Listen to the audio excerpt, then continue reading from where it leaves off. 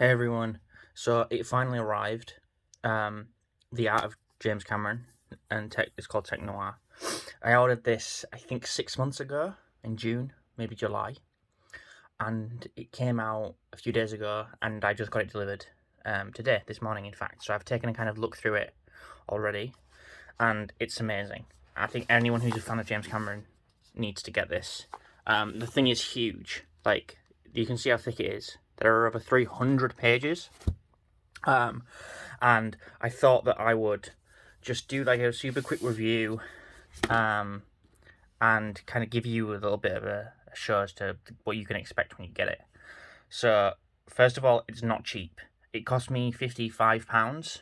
I don't think I would ever normally spend that much on a book, but this is, being what it is, I thought was kind of worth it. And there's a little Christmas present to myself, I guess. It's absolutely full of Jim's sketches. Oh, and one cool thing before I show you the interior is the front cover is the Lightstorm logo. I think that must have been the original sketch that Jim did for it. So Lightstorm, if for those of you who don't know, is the production company of James Cameron. You'll see it before all of his films.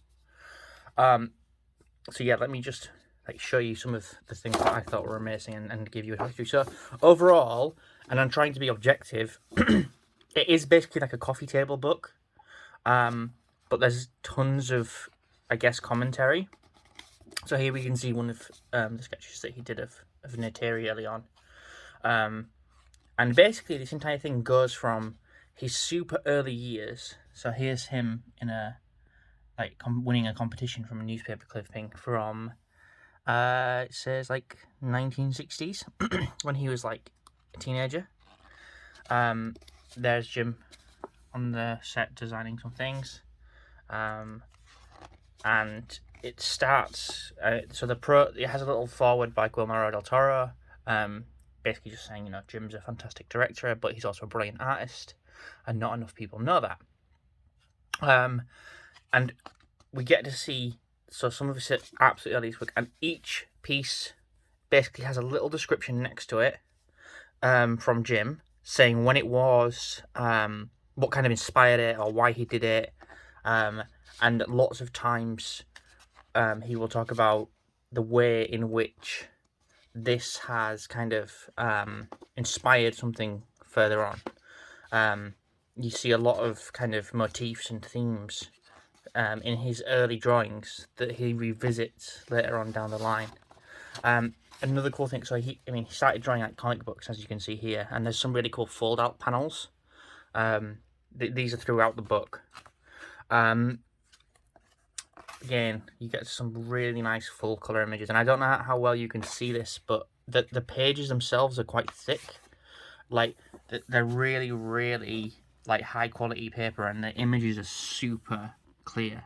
So this is a study of his own hand that he did in 1972 when he was in college. I thought this was cool. It's his first wife, called Sharon. And I noticed a spelling mistake. Check it out, Sarah Connor with one N. And he talks about, so this is a really cool quote. He says that he wanted the heroine to be this working class, and this working class heroine, and his wife at the time, he was a trucker, she was a waitress, and so she heavily inspired the Sarah Connor character. We get to see some of the posters that he made for various movies. Some really cool images that he did. This one I really, really liked. It was for a movie called Android, and it's a kind of riff on Da Vinci's Vitruvian Man, but also half of it is the Terminator. And this was made before he did the Terminator drawings, so I thought that was super cool. This is the poster art that he did for Xenogenesis. You can check the full film of that out on my channel.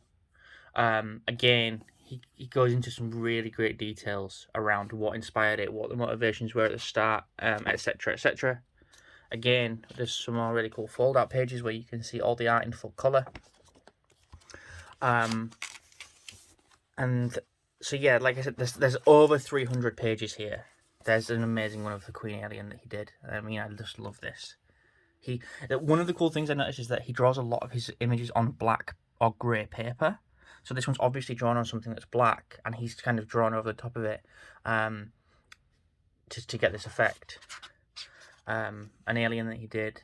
But yes, so like I said, it's absolutely rammed full of like amazing the art from when he was 14 all the way up until, you know, pre-Avatar, I guess. So that there's tons of like the preliminary sketches that he did for Avatar. What else did he do? Yeah, the detail is amazing. More of the Terminator there. More of the Terminator.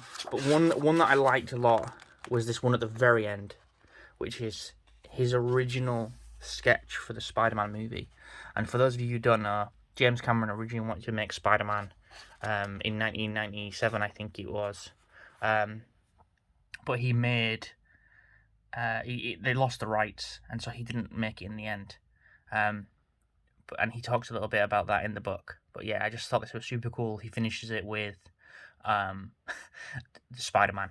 And also really cool was that there was one at the very end. I think it's one of the only sketches that he didn't do. It's a mock-up between the Queen of the Alien and Kate Winslet.